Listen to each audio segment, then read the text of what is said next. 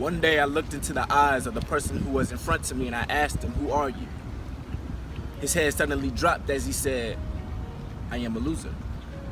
So I asked him why he felt that way, and this was his response. He said, "Well, there are quite a few reasons. My life is like a puzzle and I can't seem to find the pieces. I feel like I'm blindfolded with no sense of direction, but somehow I go back to my old ways. I never learn my lesson. From who I am and who I'm supposed to be, I search for the connection. I thought it'd be through school, but I struggle to finish my higher education. Sometimes I just sit and I wonder where my life is headed. And all I see is a life filled with mediocrity and complacency, but you see, I believe I have great ideas inside of me. But for whatever reason, I never act upon them. I guess that makes me a fool with no ambition. I mean, without that, how do I expect my dreams to come into fruition? Everything inside of me wants to work towards my vision, but the doubt and the fear prohibit me to carry out my mission. All the things I ever wanted is on the other side of the things that's holding me back. But in my eyes, it's too big of a task to get past all of that. So instead, I sit and I wait for a miracle to happen, knowing in the back of my mind that a miracle isn't coming. So now you see why I feel like I'm a loser. So I looked at the man and I said, "Listen carefully. If you think you are a loser, then that's exactly what you're going to be.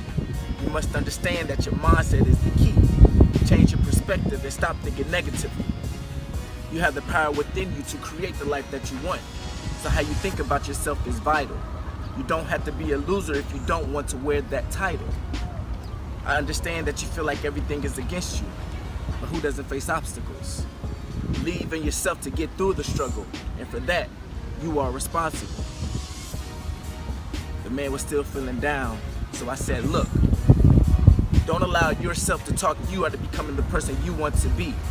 Those ideas in your head didn't come to you randomly. Act on them fearlessly and relentlessly, and eventually, dreams will be a reality. You must know that you are destined to be something far more than average, but that is something you must believe.